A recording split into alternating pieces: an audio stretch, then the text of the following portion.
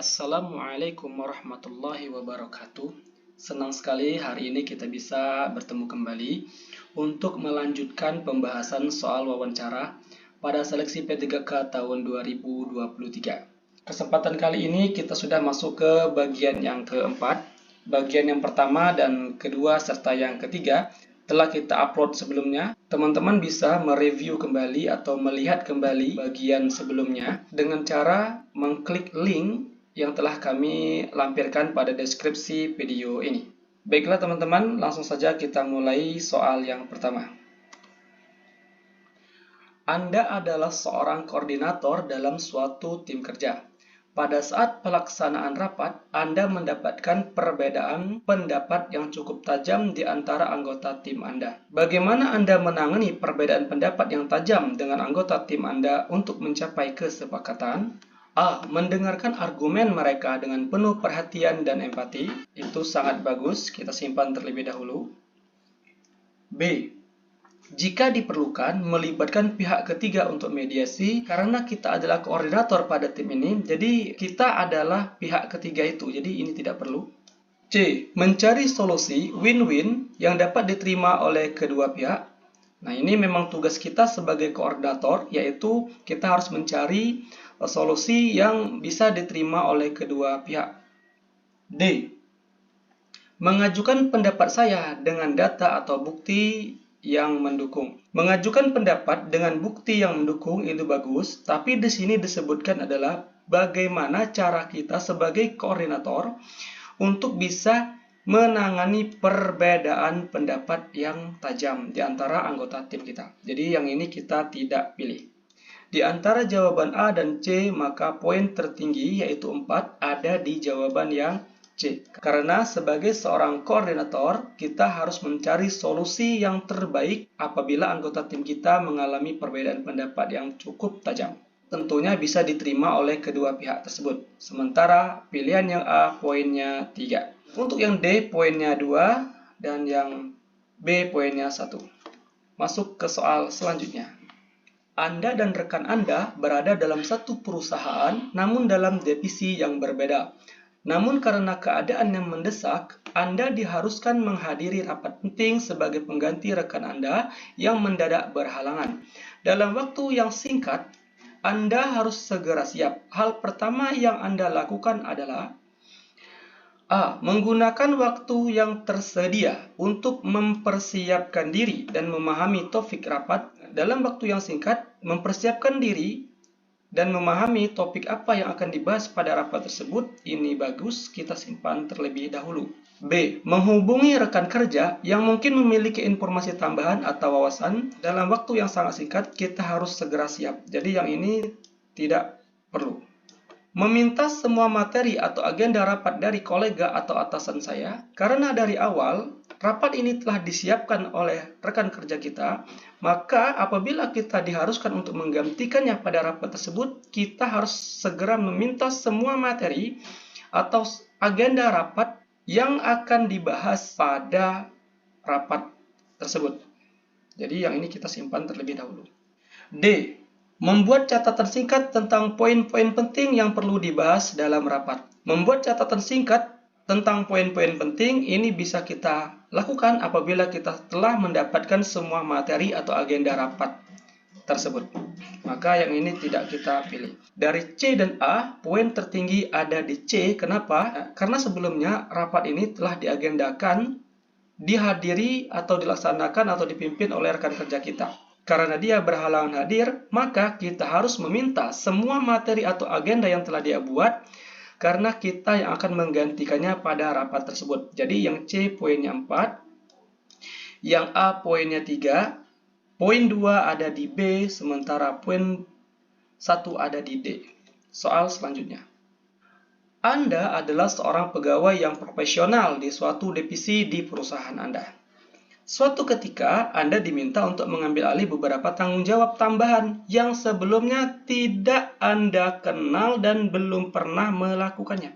Hal apa yang akan Anda lakukan pertama kali? A. Meminta bimbingan atau pelatihan dari rekan yang berpengalaman.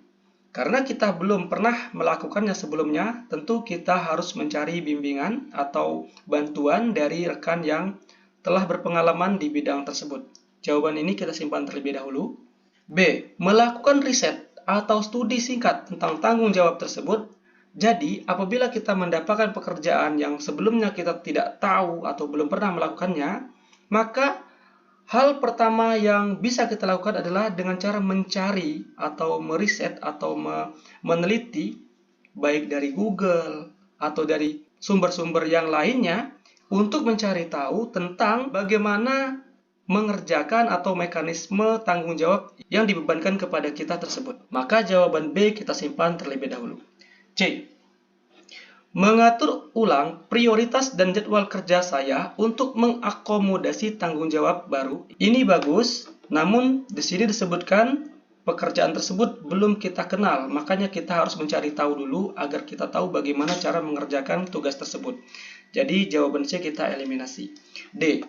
Mengkomunikasikan kepada atasan jika saya merasa perlu dukungan atau sumber daya tambahan.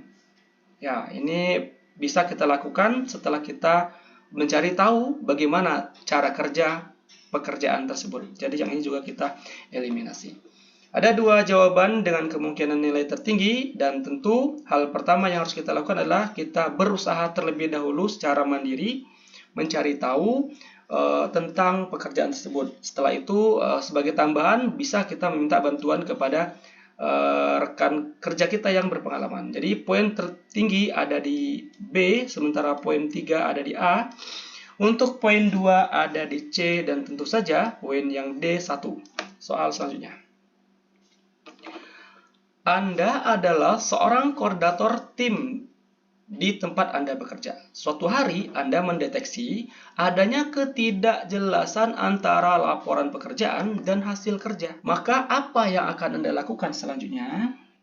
A. Melakukan verifikasi data dengan sumber aslinya apabila menemukan atau mendeteksi kejanggalan antara laporan pekerjaan dengan hasil. Ini bagus. B. Berdiskusi dengan tim atau individu yang terlibat untuk klarifikasi, mengklarifikasi kepada individu yang terkait. Ini juga bagus. C. Membuat laporan perbandingan antar hasil yang diharapkan dan hasil aktual. Jawaban ini bagus, hanya saja kita memerlukan waktu untuk membuat laporan tersebut, maka ini tidak kita lakukan. D. Memberikan rekomendasi atau solusi untuk memperbaiki kesalahan tersebut. Seharusnya kita harus memverifikasi data dulu, baru kita bisa memberikan rekomendasi atau solusi untuk memperbaiki kesalahan tersebut. Maka jawabannya D kita eliminasi. Di antara A dan B, jawaban terbaik dengan poin tertinggi itu adalah yang A. Karena di A ini, apabila kita mendeteksi adanya ketidakjelasan antara laporan pekerjaan dan hasil aktual, kita langsung verifikasi data dengan sumber aslinya. Sementara berdiskusi dengan tim atau individu yang terlibat, ini bisa kita lakukan setelah kita memverifikasi data dari sumber aslinya. Maka yang B poinnya 3.